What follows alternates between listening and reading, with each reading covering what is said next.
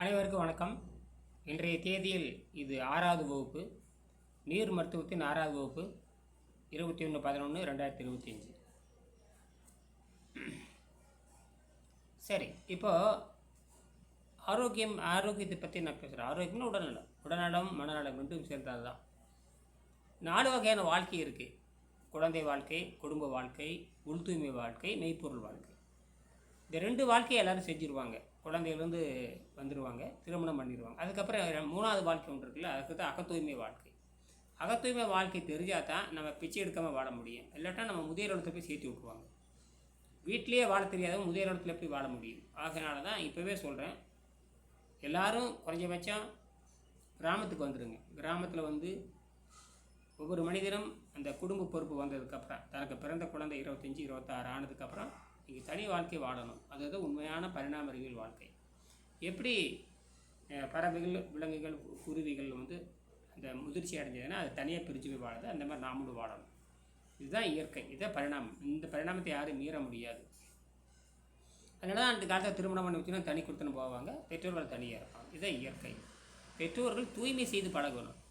அந்த தூய்மை செய்கிறது தான் 3வது வாழ்க்கை. அதுதான் இங்கே நான் சொல்ல போகிறேன். எப்படி தூய்மை செய்வது, அதுதான் இந்த பாடம். அதான் இந்த பாடம். அடுத்து 4வது இயற்கையோடு கலத்தல். அதுதான் இயற்கை. நோயில் சாகரியா, இயற்கையோடு கலக்கிறியா? நோயில் சாகிறது தான் இந்த வீட்டில் இருந்தாலும் அந்த அகத்தூய்மை செய்யாதனால நோயில் சாகிறோம்.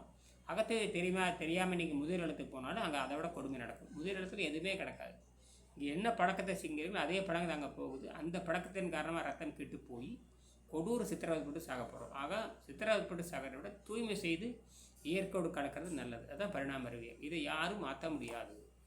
சரியா? ஆக 4 வாழ்க்கை இருக்குது. அதை வந்து வேறு மாதிரி சொல்லுவாங்க. சமஸ்கிருதத்தில் பிரம்மச்சரியம் குழந்தை வாழ்க்கை, கிரகஸ்தம் குடும்ப வாழ்க்கை, அப்புறம் இது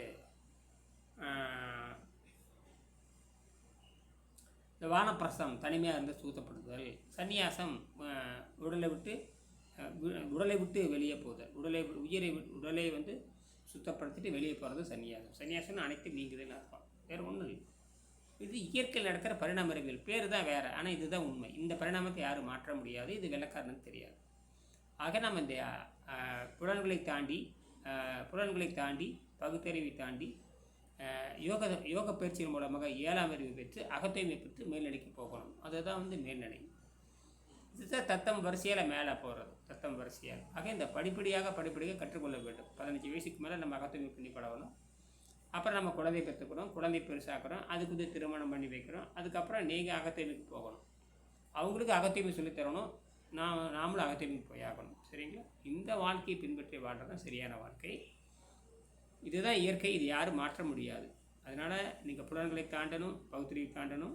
7ஆம் அறிவு யோக பயிற்சியின் மூலமாக தான் 7ஆம் அறிவு கிடைக்கும். அதில் தான் வாழணும். அப்போ இந்த 4 வகை பிறப்பு, 4 வகை வளர்ச்சி, 4 வகை வாழ்க்கை இருக்குது. உண்டு வாழ்தல், உழுது வாழ்தல், தவம் செய்து வாழ்தல். அந்த வாழ்க்கை கூட 3 இருக்குது. குடும்ப வாழ்க்கையில் 4 இருக்குது. குழந்தை வாழ்க்கை, குடும்ப வாழ்க்கை, அகத்தூய்மை வாழ்க்கை, மெய்ப்பொருள் வாழ்க்கை. இதை புரிஞ்சுட்டு வெற்றி அடைங்க. நன்றி.